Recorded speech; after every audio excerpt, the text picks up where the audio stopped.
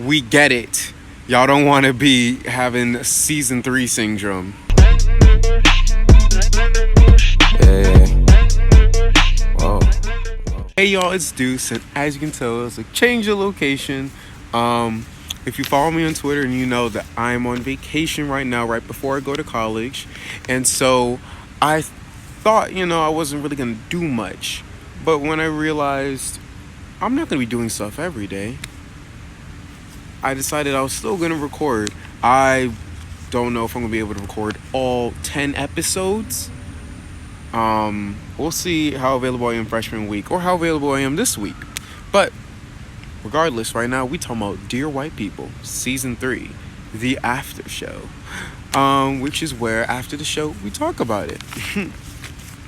So, we have a lot to discuss because they did a lot this episode, really did this season. But before we get into that, y'all should look at my other stuff. iCard, I forgot it's reflected. iCard. Let's go. So we start off the episode with continuing off from season 2, with that weird cliffhanger about the order. So, oh, and by the way, mind the background noise. I'm really trying to make this as loud as I can. But yeah, anyway, we start off where we left off, with this person. We found out his name later on. I don't think we found out this man's name. Oh, by the way, I watched the entire season first so I could get context. So I don't recall if his name was revealed or not. But I'm just gonna call him I'm just gonna say the narrator, okay? And he's explaining to Lionel and Sam about the order and their significance. But he's incredibly vague, which turns them off. And then he said they haven't proved themselves because they didn't jump through the right amount of hoops to prove their worth. So this turns off Lionel and Sam, and they don't want to be part of it at all. But for them to build it all up, I know it's going to build it to something, But what? Because, of course, we're going to be discussing in the context of the single episode. Not like I watched the whole season or anything. So this season, they don't really have episodes centered around anyone. But the first 2 episodes sorta have a focus. And this episode definitely had a focus on Al. He strung all the episodes together by him trying to people to sign his petition, which we never found about. But I guess it's the petition's significance, or rather its meaning. So he's upset because no one really signs his petition, and he's like, everyone is acting different than what they usually were, because they're trying to be very overt that they're going to be different. They're going to do a lot of things different, so it's not the same old. And then, this also gives us a time frame that after the order thing, this is 3 months later, still in junior year. And I thought that might be important for perspective-wise for things that happen. And then he complains because later on he talks about Black Caucus and no one showed up, which again accentuates his theory,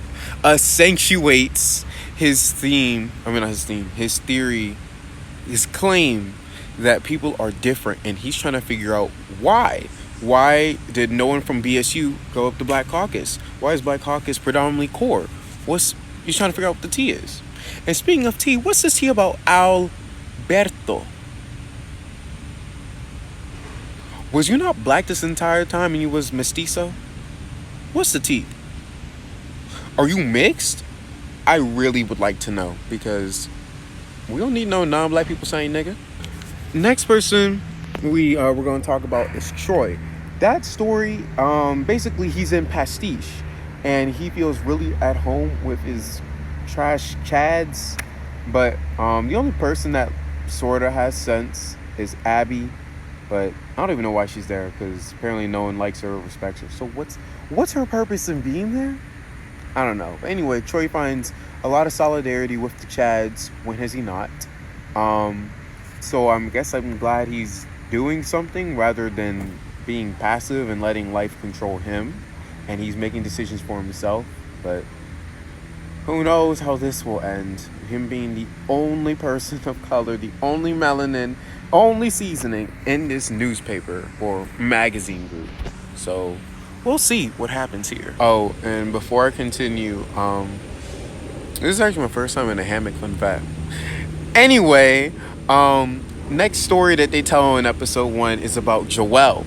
Because good sis now runs Dear White People, which is really cool. I've always wanted her to run it because it's sort of, they alluded to it. They're like, if Dear White People was run by Joelle, someone who has darker skin and less racially ambiguous, it would be a different story. But since you look like them, but now it is. And it's not really what they're saying, and it's probably because Dear White People was already a thing. If Joelle went to a new campus, a new PWI, and then did Dear White People, I think she would have those reactions. But since everyone knows what Dear White People is, just coming from a different person's mouth that was already affiliated with it, I don't think people are shook or anything. So anyway, she runs it with Reggie, and she's with Reggie. I don't remember that. Was that in episode 10 last season?